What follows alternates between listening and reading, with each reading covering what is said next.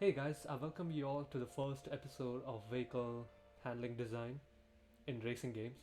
And we're first off starting with like the most easiest one, like to get like a better grasp on the vehicle handling design, and obviously my personal favorite, Need for Speed Most Wanted 2005. And this game is basically my childhood. Like I've played this game like my entire school life, and it's by far like the most arcadey, yeah, the most arcadey game that I've played. Like the vehicle design is like really arcadey. There's nothing like simulation or anything. It's just like it's meant for pure enjoyment. It's nothing to sweat. There is no need to sweat in this game. It's just for pure enjoyment, and that's what arcadey is about. So we're starting off with arcadey. So the first episode is the Most Wanted 2005, and I welcome you all. And hopefully I can give you guys some more insight about like how the vehicles behave in this game and how people were able to like easily understand it and then obviously finish the game at all. So I'm using the PS2 emulator. I know there's like a PS not PS, the PC port of the game, and it's far better than the PS2, but right now I'm just enjoying. I just play it for enjoyment. Like I just like put on the music and everything and I just play. I have other games as well. I'm playing the 007 Quantum of Solace. Then I'm playing Silent Hill 2 as well, and I haven't started Resident Evil 4, even though I finished the remake, but I haven't started that one yet. No, I don't want to show my bed. And yeah, so yeah, let's jump into it. So right now, if the way the cars behave is, hopefully I can. I'll show you the cars. So if you look at the like from the start, you can see this one is the Mazda RX. What's the showcase here?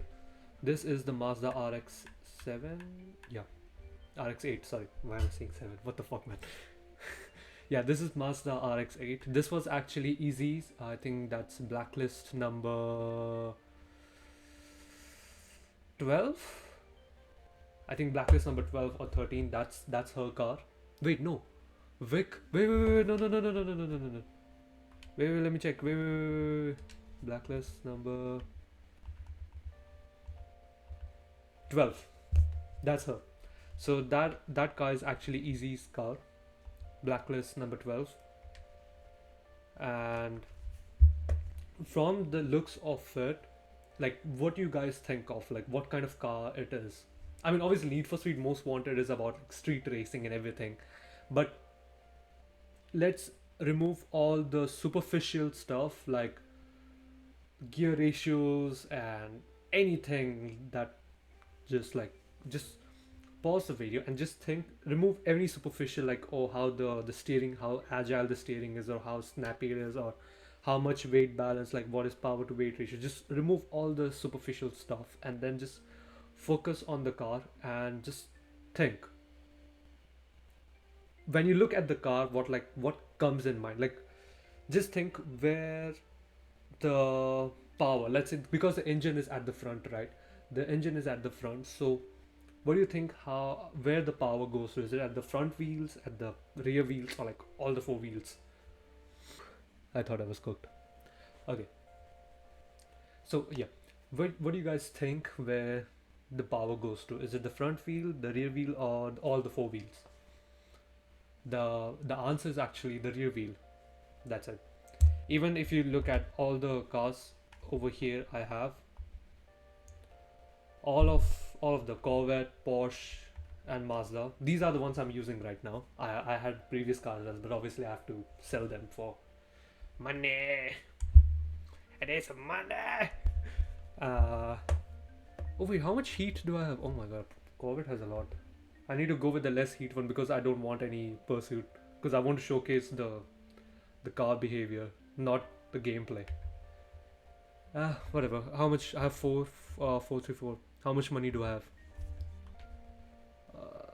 I have plenty of money. Fuck it. Okay.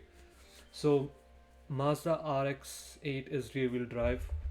Cayman is also rear-wheel drive, and Corvette is also rear-wheel drive. But here's the best part. Most Wanted 2005 They don't care about if the car is front wheel or rear wheel drive. They just want you to enjoy the game by driving. Yeah, there are some bits like there are some bits and bobs, like sometimes the Corvette is like too powerful and it just slides around, but the same thing happens with the Golf or even the Punto or even Cobalt SS as well. That's the car I always go with at very first. The Chevrolet Cobalt SS. That is the best car ever. Starting car best. So yeah, Need for Speed Most Wanted 2005. What makes it really different is I think even the older games as well, like Underground 1, Underground 2, Carbon, I think even Pro Street as well. What makes them so different than the latest, like the newest generation Need for Speed is they don't care about what drivetrain the car is running, like whether it's all the four wheels, like if the power goes to all four wheels or rear wheel drives or front wheel drive. They just don't care about it. All they want you to do is drive like a madman, like drive the car like like you stole the car, drive like you stole, and then drive like you steal. I don't know what the actual quote is. Maybe my grammar is slowly getting wrong.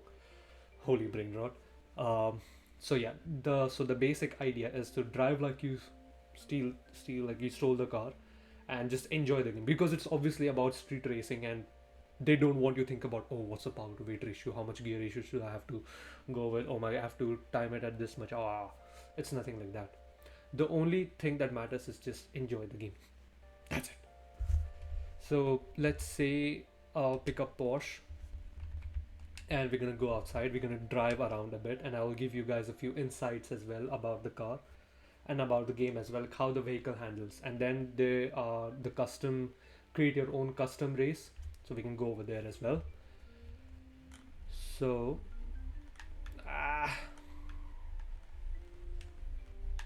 so from was it over here? No. Okay, so as you can see, you see how the camera, like how the camera also behaves. Oh shit. So as I'm driving through, that's a wooden plank. Okay, now I'm on the road. You can see this car is rear wheel drive, and it's really the steering is like really snappy, and obviously it's fast as well. And the way they show that you are moving really fast, it's obviously you are moving fast, but you can see there is some kind of a flare, like at the back of the car as well, like some kind of like a wind effect, just to show like an aerodynamic effect, just to show that yeah, you're moving really fast, not just like visually. Oh, fuck. Oh my god, I crashed. And yeah, this is also another point why this game is so better, far better than the latest one, because even if you crash, right, you can still continue the game. In the latest Need for Speed generation, I was playing Unbound like a few days ago, and it was like really like the whole camera effect of like yeah, you're going really fast, and then all the, I really like the cell shaded stuff and everything, all that styling, I really loved it. And also that was, I think I was playing it at like 60 frames. This one I'm playing at like 50, 40 or 50 frames. I kind of prefer it like 30 frames, kind of, I'm kind of used to it, but yeah. So yeah, where was I? Yes. uh, Unbound, right? And Unbound, I think the same is in Heat. I don't think it's in Payback, the health system. There is, but it's not that much. And it's in Hot Pursuit as well, but obviously they don't end up like, I mean, yeah, Hot Pursuit also has a health system, but what makes Hot Pursuit different is you just have fun. And also the handling is just so good on Hot Pursuit. I just love the handling as well. Because, well, in Hot Pursuit, once you're drifting, right, you're kind of like holding the drift as well. You're you're kind of holding the drift while you're turning, so obviously, so that you can gain more nitrous and then just boost past your opponents. But in the new Unbound, what went, I think it's not. I'm not saying it's a bad game, but the only thing I'm implying is that the only guys who are playing Need for Speed are the old guys, like the old heads, like the ones who witnessed who actually, like, in front of their eyes, they witnessed the growth of the Need for Speed franchise. And and that Need for Speed is, like, it holds a special place in their heart. Like, that is the game that every guy, like, they like play. it holds a special place in their heart. And the way the game is now, like in that current state, and I don't, and also due to the recent uh, EA fiasco, I think people are slowly like they kind of like right now they're like stopping the development of Need for Speed. I kind of understand like from their point of view as well, because they have their other IPs which they need to focus on and everything. I'm not saying company. I mean, obviously the company is bad because they cancelled Titanfall 3, but you can't you can't put your emotion, like a human emotion, in that as well. Like the moment there's a emotion involved, yeah, I think it's going to be ruined at this. Oh, whatever I was saying. I'm trying. Oh, I'm sidetracking. Okay, so what happened is in Unbound, like for instance, when you crash the car, right, the whole car flips and kind of like wastes your time as well, like in the race, and then obviously you lose health as well, which doesn't make any lick of sense if you're like in street racing. I mean, it's meant to be enjoyed. Why are you adding that sort of extra stuff in there as well? Let it stay as it is. Let the game stay as it is. And it's kind of weird as well because some I think some people are saying that just move on from these old 2000s Need for Speed, maybe just acquire, like adapt more to the newer ones. But here's the here's the worst problem, the worst thing. The newer Need for Speed isn't as grungy, like that like a masculine. Yeah, the newest Need for Speed isn't as, I know it's about street racing and everything, but I don't know how should I put this, but it's not as like, it doesn't give you that drive or the motivation to like, okay, I have this blacklist, I need to beat him, and I don't care what happens to me, I have to beat that blacklist, I need to get as much bounty I need, as much cash I need to race and defeat him. it, Need for Speed Most Wanted, and I think the older Need for Speed as well, they give you that drive and motivation. But the newer ones, they kind of like, mm, I don't know. Even if you look at the plot, like the story, Need for Speed, I think I really like the the story of Payback. It's not as much like, obviously it's almost like a copy of Fast and Furious, but I kind of like enjoyed it. I mean, yeah, the story's pretty nice. Maybe some people hate it, some people liked it. I kind of liked it. Like, okay, I'm not saying I hated it, but I kind of liked it as well. So, and obviously Most Wanted stories is peak peak writing. I think you have the best car you have, but then obviously the race was rigged from the start. Now you have to work up your way to defeat him. Oh my god, that actually feels like, yeah, you actually feel you're connected with the character. And also, yes, oh my god, that is the best thing. So the older Need for Speed games were like, you are the character, you as the player, you are the character. But in the newer ones, like I think since Payback, right, I think Payback and I think Payback had character, but in even Heat and Unbound, you have to customize your own character. But still, it just felt really weird. I believe it just felt so weird. I get it, like, cause the character customization, but it just felt weird. And for this, it's like you're witnessing from your own eye. Even with the characters, you customized your own in the latest Need for Speed. It's like you're looking through that character's eyes. You're not looking through your own eyes, and that's what kind of separates the older Need for Speed to newer ones. Because in the older ones, you as the player, you are the character, and you are witnessing everything's happening right in front of your eyes. But in the newer ones, you're witnessing it through that character you just customized through that character's eyes. You as the player, you are witnessing through the character's eyes, not as your eyes. Maybe that might be the difference. Maybe I'm just overthinking of why the newer and the older generations are different. I was supposed to talk about vehicle handling. Why am I going sidetracking? Okay, never mind. And then there is okay, vehicle handling. Where was I? Wait, I need my notes. So yeah, so the first topic we'll be talking about is how the cars behave in the game. Oh my god, the police dispatch. I really hope I make it to the high. The oh my god.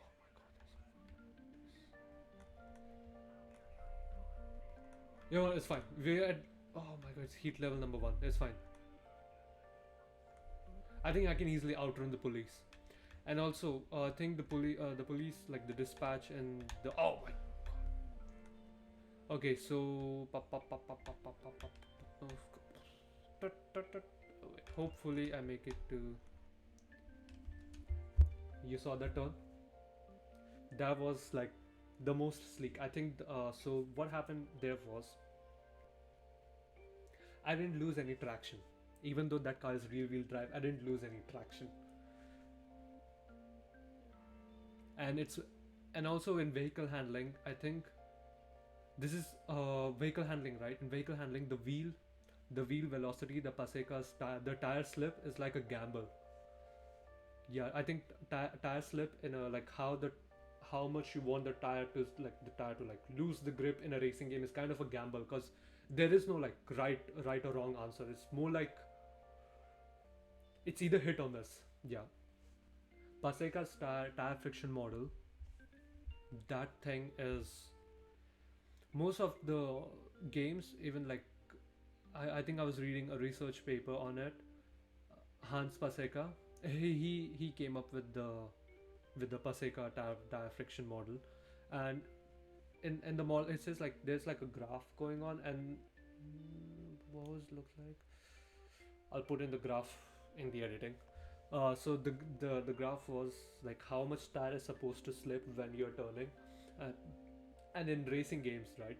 The main issue is it's sort of like the tire friction model is sort of a gamble for you because you don't know how how the player is going to react to how the car behaves in the game. Because let's say if the car is too grippy, you have to um, compensate for that grippiness, like how much you want this tire to like stick to the ground and how much you want it to like give that feeling that you're losing the traction. So it's kind of a gamble as well. It's just so hard to get it right. I really wish I have that ability, but it's fine. So we're gonna see. Oh my god! Wait, let me just fuck out of here. Okay, I just killed him. Easy. So if you look at the tire friction model, right? Let's say okay, we are at the highway. Luckily, thank God. So you see how I'm going. Okay, 279. Do I have? Okay, no, that's a handbrake. Wait, that's a handbrake? Yeah, that's a handbrake. That is NOS. So I'm gonna show. Okay, thank you. Ariga, thanks. Okay. Oh no, that's. I'm gonna show you like a good like the. I just need. So when you see like when I'm turning, right? Yeah, as you can. I mean the best you can come up like the best thing. I mean that was close. Holy shit! How the fuck I did not crash into a tree? Okay, never mind. So from here you can see that the car is like really grippy. Like even I mean that kind of makes sense because I'm at like higher RPMs, so the car is meant to be grippy. Like if I'm at like lower RPMs, that's when the wheel are tend to like slip more. I mean spin more. I will show you. Wait, let me just no that's wait let me just okay now I'm gonna put a full throttle and you're gonna witness the tire slip model.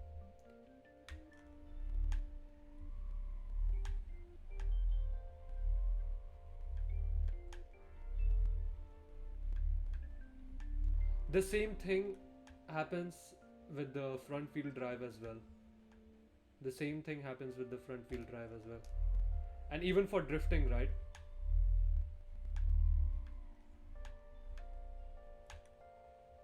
And since there's, I think the main goal of the game was there's no, I mean, obviously there is no drifting.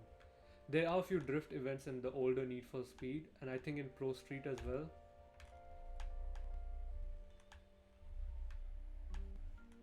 But the way the tire slips, right? It's just not like you're not losing all the control. Like I know drifting is about like purposely losing the grip or losing the traction and trying to control through that chaos. But in this one, the vehicle handling is like you kind of not, you have like fully control on how you want it to behave. It's like not, you're not fully losing, you're not like spinning out. Let's say, because let's say we go to like the most the hairpins, the hairpin around, I think it's in, yeah, it's in Central Rosewood. I think, and I know where it is. Let me just go there. Like I don't know what the name of that particular place is, but I know where it is. Oh my god! And I jumped. And the police is right. I mean, she said I should have seen that one coming.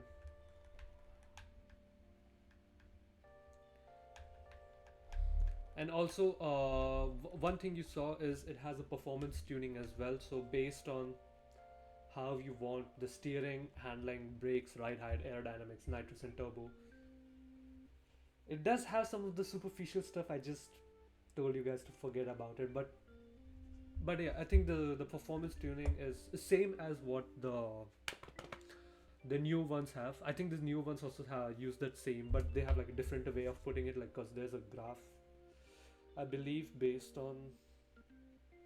I never did any performance tuning in the Unbound, but I did some in Payback, and it's same as this, but it's in like in real time. Like while you're driving, you're in real time. You're kind of like customizing it, which is kind of a good if you're not in a pursuit. But this one is also good because based on how you want the car to behave, you can set the things according to it.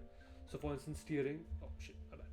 Steering is I increase the steering agility, like the snappiness. Like it's more like I want the car to direct like.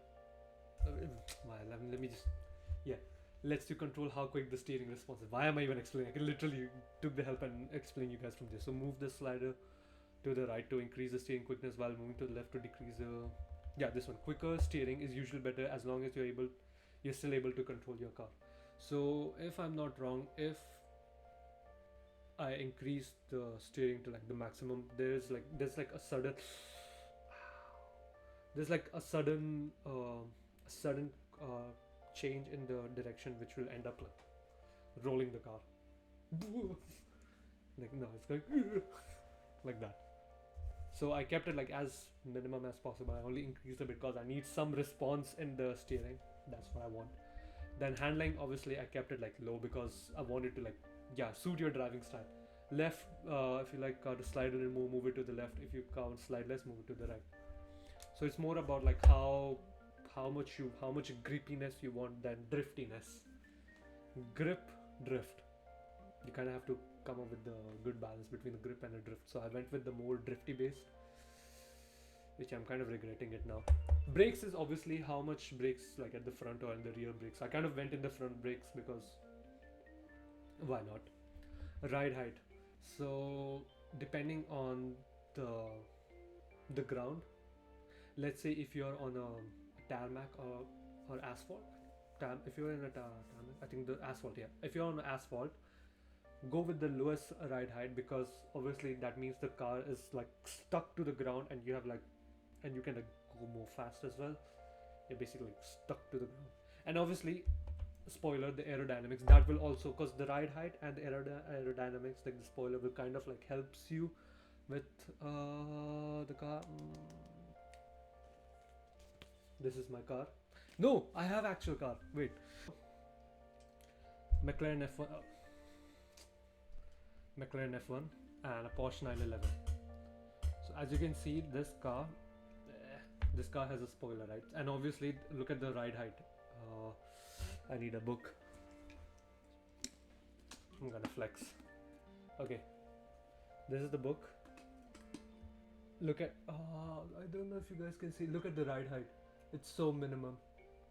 And if you compare it with the Porsche, the Porsche has more ride height than the McLaren F1. So, and because the more grounded the car is, the more, I think the faster it can go. I think, wait, let me check. ride height. Moving the slider will raise the ride height, but then generally a lower ride height improves handling car as, but can also make your car harder to control if the road is not smooth. So the more the ride height is, the more it's easy for you to like handle it in dirt situation. So like gravel or snow. If you look at it, you know what? That's a topic for another day. But yeah, you get the like. This is just like I'm just giving you like a slide gist of like what goes on. Did my Porsche lose it? Oh no! Oh no!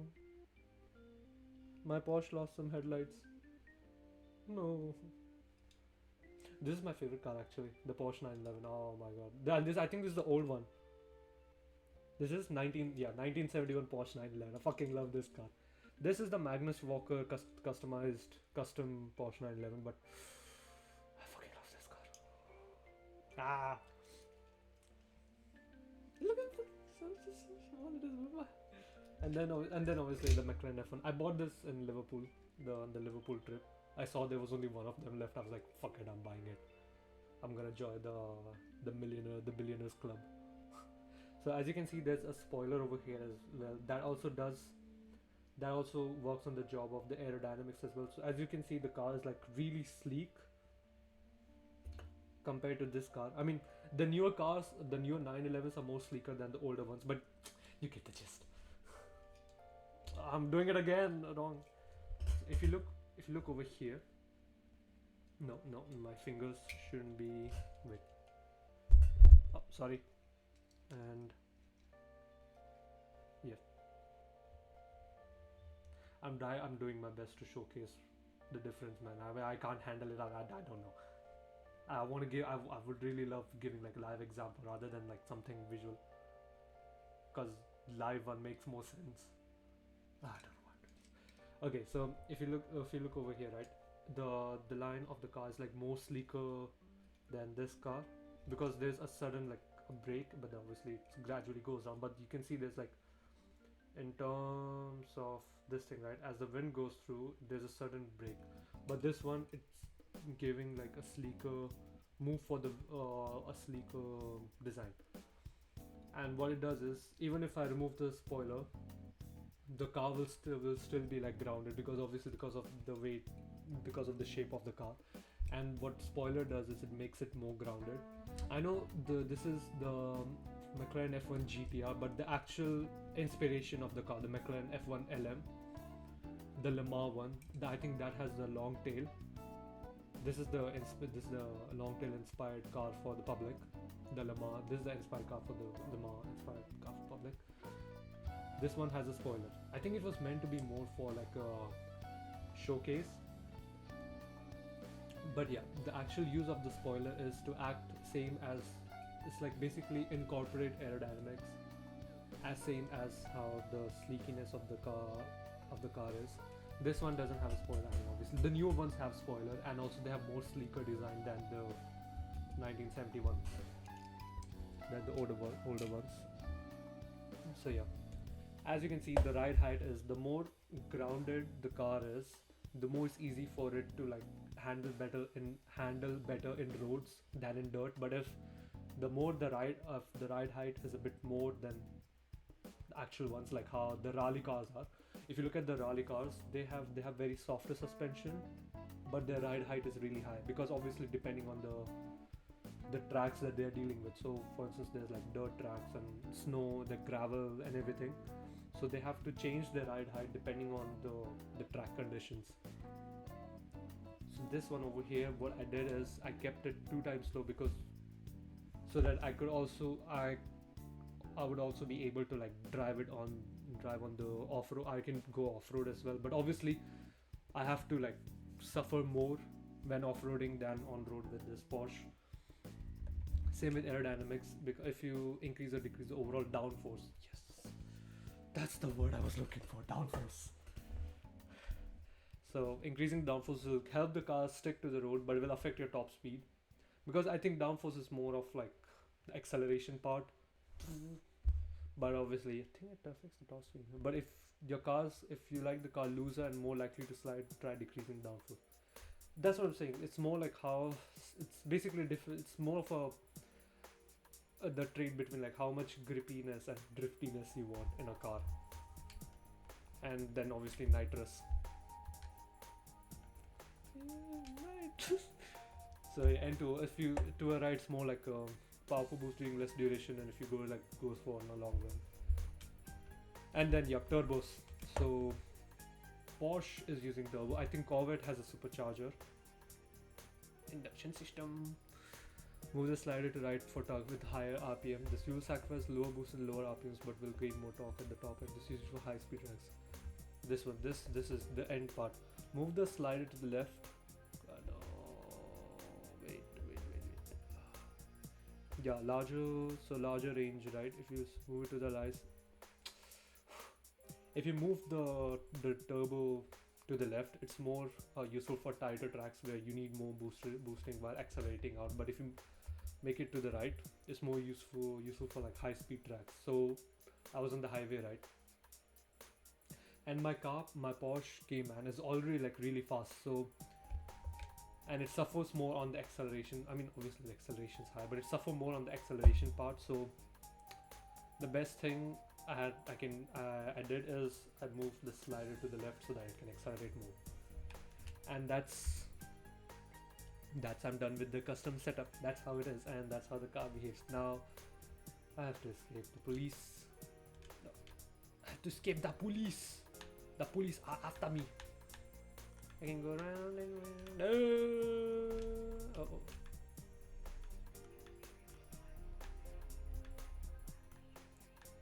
And even at lower RPMs, the car tends to like the wheels tend to like spin really fast because obviously it's in lower RPMs. It's like if you have like a mountain bike, right? Yes, this is the best example I can give, like a mountain bike as an example. So you know how in mountain bike it has all the different gear system.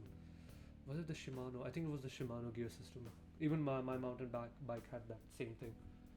So in a mountain bike, there's like 1 to 8 gears, and in the 8th gear it's really hard to paddle, but then in the first gear it's really easy to paddle, like the wheel spins like really fast.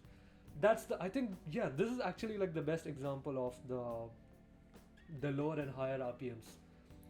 Because in the lower RPMs the gear is like at the first gear, right? So you kind of like spinning really fast. The wheels are spinning really fast. This gear has nothing to do with the RPMs, but you get the it's RPMs is revolutions per minute. Ooh, that's for the gear. That has nothing to do with RPMs. I'm kind of forgetting the plot now. What was the use of RPM? We'll discuss if I miss something about the RPM. We'll discuss this about on the next video. So as you can see, my car suffers a lot in the tighter turns. So I not decreased it, but I shifted the turbo's usage on. Why are there so many civilians, man? Fuck off. That's the AI. So they'll despawn. They'll despawn like later. So another feature. I'm gonna talk now. This is the last. This is my first video. So obviously, it will have its own flaws and everything. But yeah, now the last feature I'm going to talk about is in this game. It's called the time breaker ability. So you saw it has. If you look at the speedometer, there are 2 circular bars. That wasn't what I meant to show. Yeah, it has 2 circular bars. One is the NOS and the one above is with a watch. What that does is, let's say if I'm in a very critical situation, like for instance, there's a truck coming right in front of me, right? And I have to react really fast. No, even the time breaker has a lot of like very helpful use as well. Let's say hopefully there's a truck in front of me because I need to crash really bad. Okay, let's in the rain. Okay, let's say there's a truck coming. Oh, yep. So let's say there's a truck coming right in front of me. If I don't use the time breaker, eventually I will collide and I will lose all the speed. And let's say if it's a very critical moment, you'll be frustrated. With the time breaker, as you can easily like mitigate the situation, and you might lose some speed, but not as much as you will without the without the time breaker ability. Why do you feel like this video is less of a vehicle handling and more of like the advertisement of like, yeah, man, this game is so good. Fuck, I need a break. And this car is awfully fast. It's awfully fast.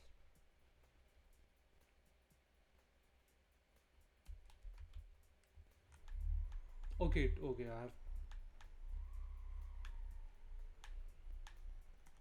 And you can also hear that whining sound. That I think this one uses the supercharger. Yeah, this one I put it everything to the less because obviously for this I need like I need the now nitrous for like really long run, and I increase the ride height a bit because I need more of like off-roading car. Not off-roading, but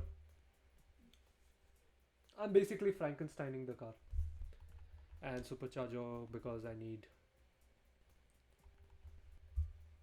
for high speed tracks. No, move side to left. Yeah, but all these cars are like high performance cars, man. So I need them to help me accelerating through the corners.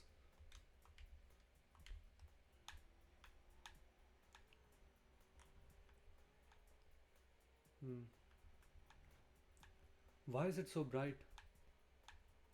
I mean, let's say this is one of the, and you see how I lost traction once I hit. So let's say if wait, how much is my steering?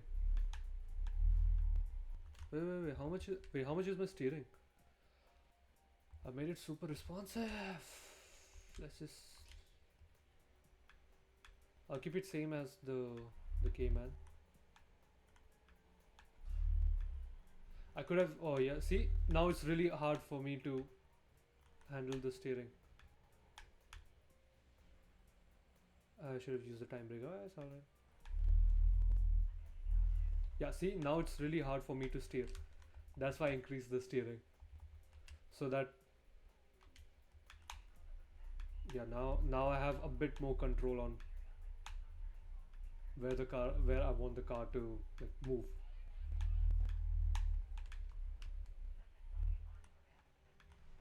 That's brown, that's not orange. What do you want?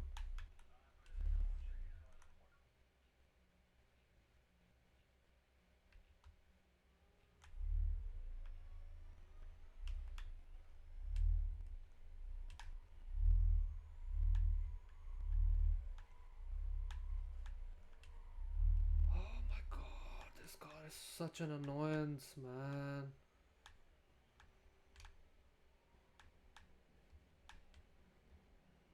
Sometimes it's just really annoying to drive this car, but it's alright. Oh my god, there's another police. I escaped from the police. They are after me. Man, so easy, man. Where are you, Yeezy? My bad. 911. I think that's the older one. But you know what's the best part? You can see how sleek the car is. Compare wait, this thing to this. Let me bring it away. Yeah. You see how there's like a very sharp cut on the how the wind how the wind is supposed to go, but look at this thing. Look, you see how sleek it's going. And I thank you all for watching this video, and hopefully I can do better than this video. Alright, thanks so much. This was the first episode of understanding vehicle handling design in racing games, and starting off with Need for Speed Most Wanted 2005, the best one. Alright, thank you. See ya.